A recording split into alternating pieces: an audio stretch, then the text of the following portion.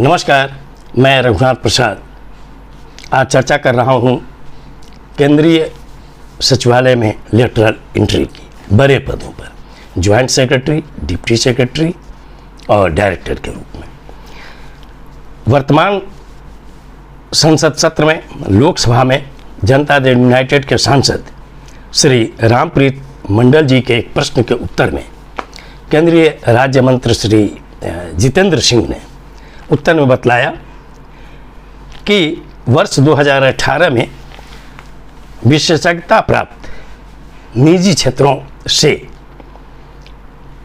लोगों को लिया गया है joint secretary, deputy secretary, director के रूप में, जो नीति निर्धारण के काम में बहुत बड़ा योगदान कर रहे हैं भारत सरकार में। उनके उत्तर के अनुसार 2018 में 10 पदाधिकारी चुने गए और अब तक कुल 63 लोगों की नियुक्ति ज्वाइंट सेक्रेटरी, डिप्टी सेक्रेटरी और डायरेक्टर के रूप में हुई है, जो बहुत ही इम्पोर्टेंट पोस्ट है। ये सभी भारतीय प्रशासनिक सेवा के से आने वाले पद हैं।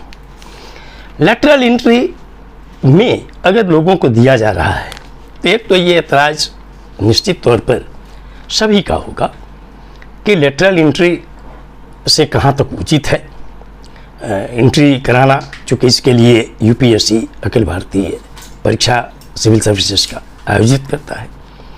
लेकिन मान लीजिए कि कुछ रिपोर्ट्स के आधार पर लेटरल एंट्री कराई जा रही है, तो क्या इसमें आरक्षण नहीं होना चाहिए एससी, एसटी, ओबीसी का?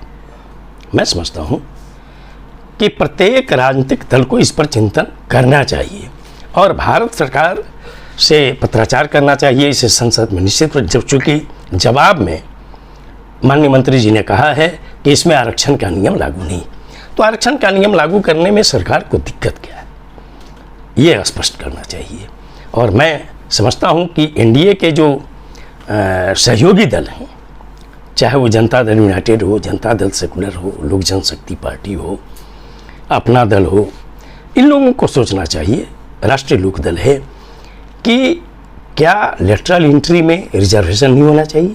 यदि कुल 63 लोगों का हुआ अभी अपॉइंटमेंट, तो कम से कम 31 लोग तो निश्चित तौर पर एससी, एसटी, ओबीसी के होने चाहिए थे। और अगर ऐसा नहीं हो रहा है तो हो सकता है कि आने वाले दिन में लेटरल एंट्री के नाम पर ही जो नियुक्तियां होती रहेंगी, तो इनकी संख्या जब बढ़ेगी तो इसका असर क्या सामाजिक न्याय पर नहीं पड़ेगा? जहां पर नीति निर्धारण के काम में लोगों को लिया जा रहा है, निजी क्षेत्रों में भी बड़े बड़े पदों पर और बहुत काबिल लोग एससी, एसटी, ओबीसी से निश्चित होंगे।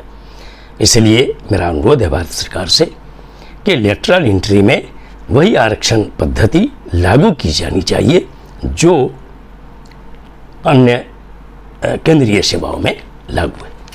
ये हमारे देश के हित में होगा। ये वीडियो आपको अच्छा लगा हो तो निश्चित तौर पर लाइक करें, शेयर करें। अब तक मेरे चैनल को आपने सब्सक्राइब नहीं किया तो सब्सक्राइब करें, बेल आइकन को टच करें ताकि मेरे हर आने वाले वीडियो का नोटिफिकेशन आपको तुरंत मिल जाए। आप सभी लोगों के लिए शुभकामनाएं। धन्यवाद। जय हिंद।